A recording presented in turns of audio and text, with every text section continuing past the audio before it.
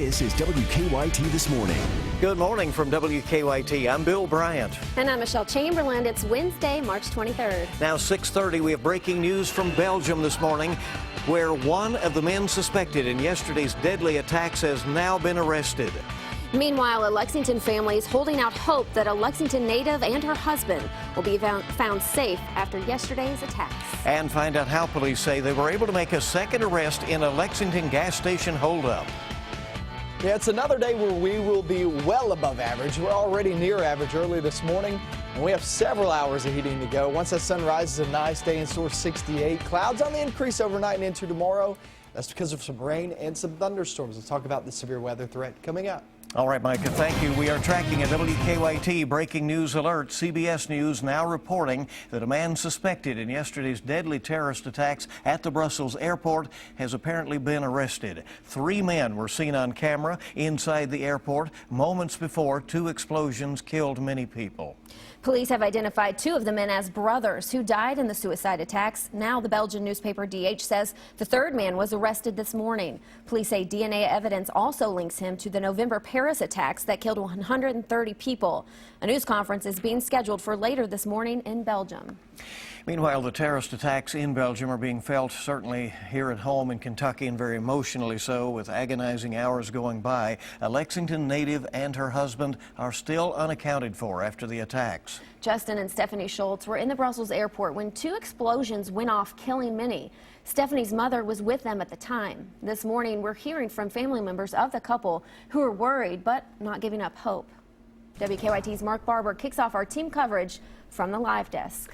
Good morning, Michelle. The family says that the State Department told them that the couple is not on their casualty list. So they think it's possible that they've not been able to call home because they've been caught in the chaos the past 24 hours. They're hoping that they're somewhere recovering in a hospital. Waiting to hear from the missing couple has been agonizing for their families. The worst part for them, not knowing what happened. Stephanie Schultz and her husband were last seen at Brussels Airport yesterday morning when they were dropping off her mother.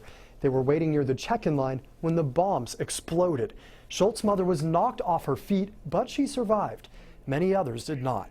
At least 34 people are dead and 214 others hurt when terrorists triggered a series of explosions at the airport and the subway. Stephanie is from Lexington, where she's a graduate of Bryan Station High and Transylvania University. She met her husband Justin while they were getting their master's degrees at Vanderbilt University. They're both accountants, and they'd moved to Brussels about a year and a half ago to work on a 3-year program. Justin's brother has not stopped looking for them. I started, finding videos, just any little thing, because there's all kinds of videos on Facebook and Twitter and things like that, just hoping I'd see them. While they're more than 4,000 miles away, the family says they will continue searching through footage of the attacks, looking for faces in the crowd, trying to find Stephanie and Justin. From the live desk, Mark Barber, WKYT. Now, Belgians here in the U.S. are keeping a close eye on the latest developments happening in their home country. Margot Lacroix is a freshman tennis player at EKU. Her hometown is about an hour from where the explosions took place. Her loved ones were not hurt in the attacks, but she says she wishes she could be back home with her family, as this will be likely life-changing for everyone in Belgium. When it happens in your hometown, like in your country, you realize that it can happen to everyone, that it can happen to you too, actually. And that's the feeling that I didn't have before. Lacroix says by way of social media and texting, she was able to reach her family and friends who let her know they were not hurt. Kentucky U.S. Senator Rand Paul says the United States needs tougher restrictions on who is allowed to come into the country. He talked about the Belgium attacks during a town hall event in western Kentucky. The Republican says he supports background checks for those who visit the U.S. I think we have to have more vetting and more screening of those who want to visit America and those who want to move to America. I think we've been too open with letting just anybody come. In a statement, Senate Majority Leader Mitch McConnell of Kentucky said Americans are saddened and horrified by the attacks. And he also sent condolences to the victims and their families. Now keep checking WKYT.com throughout the day for updates on the Belgian terror attacks. You'll also find the latest information on the WKYT News app. New this morning, police have made a second arrest in a Lexington robbery. We were reporting live on this developing story yesterday. Now we know more about the crime and how police say they were able to make an arrest. WKYT's Caitlin Sentner is live in Lexington to explain.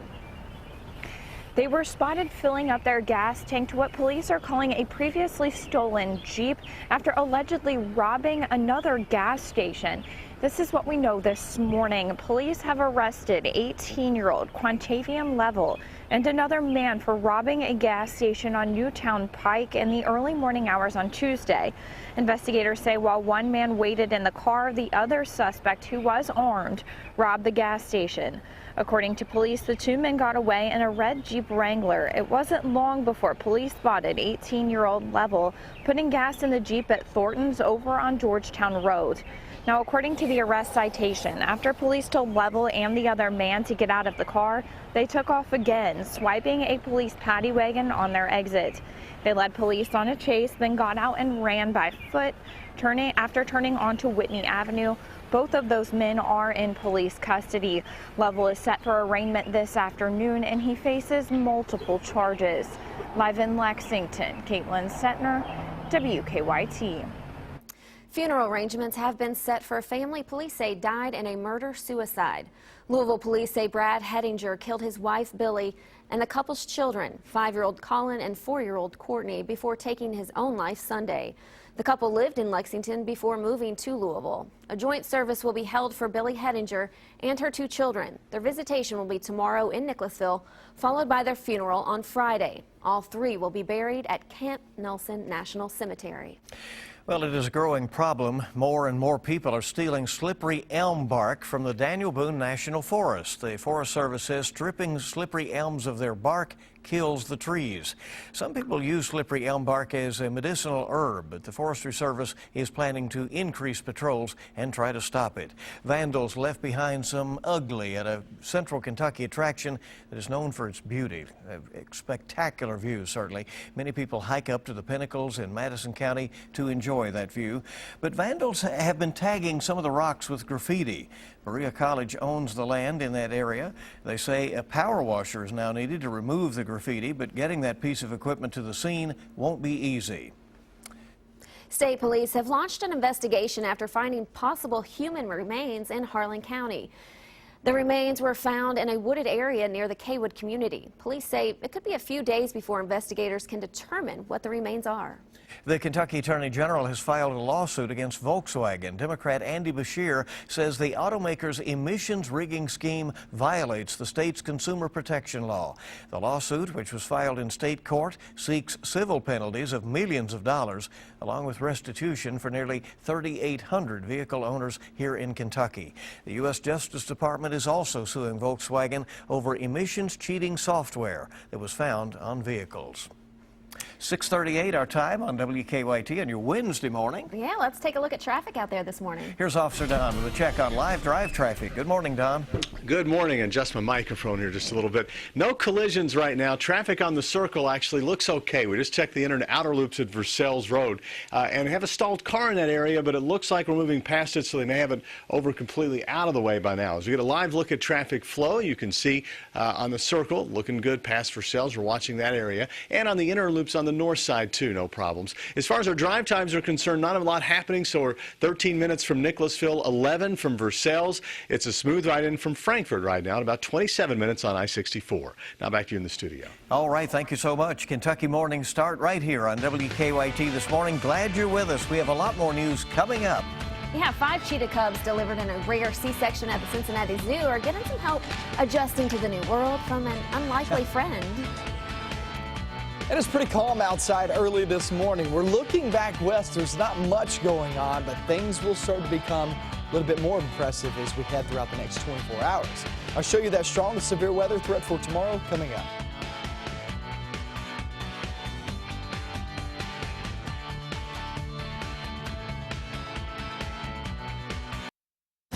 Now, your hour-by-hour forecast with meteorologist Micah Harris. We're 55 degrees now in the capital city. Then we look southbound, still in the mid-50s. Anywhere you look, it's a good feel outside. Early this morning, there will be some cool spots just due to the fact that We still have the winds about 10 to 15 miles per hour early this morning.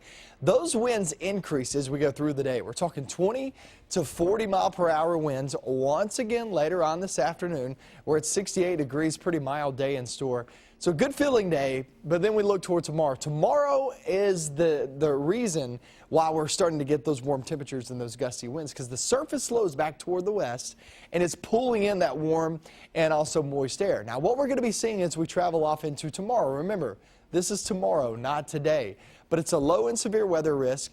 Remember, your marginal and slight risk are on the lower side of things, but there's still a risk, right? Cumberland Parkway, southbound, that's the area that you could pick up the better opportunity of a couple of severe storms. The reason being is that's where we're seeing a little bit more moisture increase from the south. Remember, your moisture source here in Kentucky comes from the Gulf of Mexico, and so the Gulf of Mexico to the south of us. So the farther south you are, the better likelihood of actually picking up some severe storms tomorrow. Remember, this is an isolated chance. This isn't widespread, but you will get widespread rain as it passes on through. So thunderstorms are likely, a line of those are likely as we travel off into tomorrow. Here's your timing for tomorrow, and that's 1 p.m. to 4 p.m. right around 65 corridor and off toward the far western zones. I would say it gets in the western areas around that time the kids are getting out of school, far western areas. So for much of our viewing area, the kids will already be home before the storms roll in. Now, this is the timing right now. We'll see if that changes as we head throughout the next 24 hours. Here in Lexington, Bluegrass, northbound 75, southbound on 75. Go Cumberland Parkway, also 27, 127 BG Parkway. Those areas, 4 p.m. to 7 p.m. So then you head over east of I-75, and it's more like dinner time off into the nighttime hours, so 7 p.m. to about 11 p.m. That's for tomorrow, and that's as of right now. We'll see if that changes, and if it does, obviously, we'll update those numbers. 7-day forecast, the look is obviously for tomorrow. That's the focus of the forecast. Today, 68, tomorrow, 65 with those strong, potentially a few isolated severe cells. Friday, Saturday, totally different temperature-wise. We're at 50 degrees on Friday, but we get a big upswing of temperatures once again on Saturday off into Sunday. Now, Sunday on Easter is 69 degrees. We do have a shower chance, but look at the wording on that, late showers. As of right now, we're looking more toward the evening and nighttime as opposed during the daylight hours. So hopefully that stays true. Hopefully that verifies, because then we can get everybody out and about there on Sunday, hoping to do some Easter egg hunts. But you mentioned earlier with kids, and this is where experience with kids comes in play, okay? But on Saturday, you can do all the outdoor Easter egg hunts. Very true. On Sunday, you know, they like to do 10 or 15 Easter egg hunts throughout the weekend. Yeah, little kids do it are. inside. Easter hunt, you end up having 10 Easter hunts Do it in a matter of again, 2 right? days. Yeah. So, yeah, you got plenty of opportunities there for the weekend. All right, it looks like it as we'll have those showers hopefully in and out of here. Right. Time this morning is 6:46. Well, 5 cheetah cubs are getting a helping hand from a nursery dog after being born via C-section. Yeah, the Cincinnati Zoo says the cubs are doing much better after receiving critical care at the zoo's nursery. Now, the zoo has brought in an Australian shepherd dog to give the cubs a companion. And with the dog nearby, zoo official says it helps the cubs develop by giving them a body to climb. The 3 male cubs and 2 female cubs were born at the zoo's regional cheetah breeding facility earlier this month.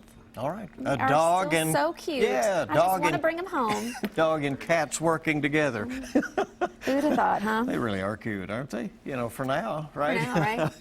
Here, It'll take be it big back. one day. 6:47 on WKYT this morning. Yeah, we have more news when we come back. Coming up, we report from Belgium on the search for the remaining Brussels terror suspect and from U.S. transportation hubs on heightened security here. Plus, GOP presidential candidate Ted Cruz joins us. More real news coming up on CBS This Morning, next. Welcome back into WKYT at 6:50. We're tracking a breaking news alert. CBS News says a man suspected in yesterday's deadly terrorist attacks at the Brussels airport has reportedly been arrested. 3 men were seen on camera inside the airport moments before 2 explosions killed many. Police have identified 2 of the men as brothers who died in the suicide attacks. Now the Belgian newspaper DH says the 3rd man was arrested this morning. Police say DNA evidence also links him to the November Paris attacks that killed 130 people. A news conference is being scheduled for a little later this morning in Belgium. The attacks killed more than 30 people there and injured dozens more. Don Champion explains now that does include some Americans. When terrorists bombed Brussels airport, Kentucky native Carolyn Moore was with her daughter Stephanie. Stephanie is now missing. My husband called the American embassy and they're looking for her too. 3 American Mormon missionaries were also at the airport. Richard Norby, Joseph Impey, and Mason Wells were all hurt. It wasn't the first time Wells faced terror. He was a block away when the Boston Marathon bomb went off in 2013. His parents spoke to him on the phone Tuesday. Mason, I'm going to catch a flight over to Paris. Quinnipiac University students Kate Duffy, Lauren Cleary, and Monica Hall narrowly escaped the airport bombings. They're all safe and despite the close call, vow to continue their trip through Europe. She's telling us she's planning on continuing her trip because she said if she doesn't, they win. So she's going. As some Americans worry about loved ones in Brussels, here at home, authorities are trying to prevent an attack with heightened security in places like Times Square. At major airports, passengers are met with heavily armed officers on patrol. What we haven't seen is directed attacks. That's what we saw in Paris. That's what we just saw in Brussels. And that's what we have to be prepared for, obviously. Still, officials maintain there are no specific or credible threats to the homeland. Don Champion, CBS News. Now, the White House says in the wake of the bombings, American officials are working with their Belgian counterparts on the investigation. Well, you heard from Carolyn Moore, the Kentucky native whose daughter is missing. Stephanie Schultz is a Bryan Station and a Transy graduate. She and her husband Justin moved to Belgium 3 years ago. They were dropping off her mother at the airport yesterday when those 2 blasts went off. The young couple has not been seen nor heard from since. Their families are holding on to hope this morning. They say their names are not on the State Department's casualty list.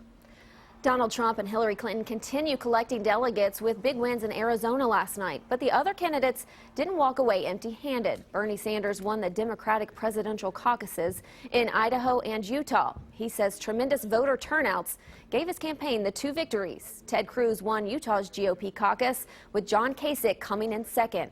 Cruz just picked up an endorsement from former presidential candidate Jeb Bush. You'll hear from Cruz coming up on CBS This Morning.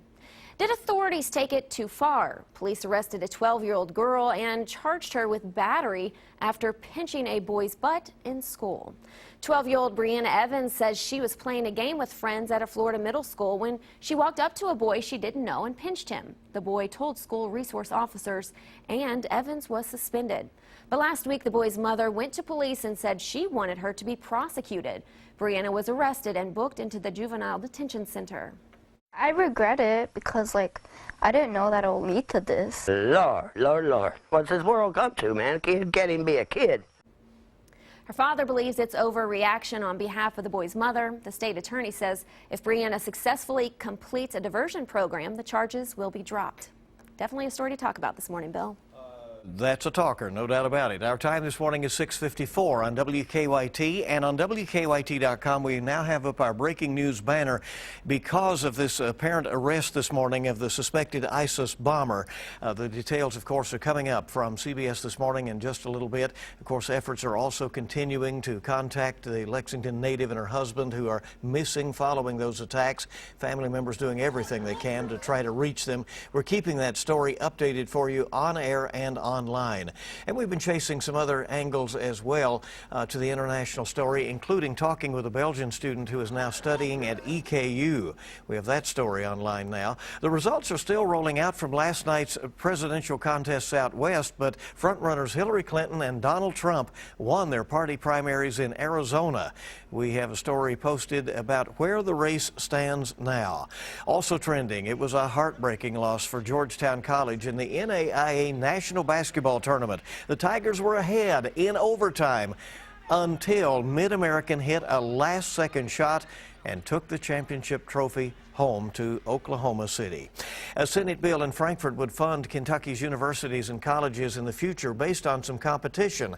The bill calls for schools to get some of their money based on performance. They'd be measured in areas like graduation and retention rates. We'll see how that goes in Frankfort. And CBS This Morning is coming up shortly at 7 here with your eye opener and the latest on the terror attacks in Brussels. There the news team is assembled, getting ready to go on the air in just a little bit. And of course we'll have local updates as well. Join us on Facebook, follow us on Twitter or Instagram, and for the latest anytime, WKYT.com.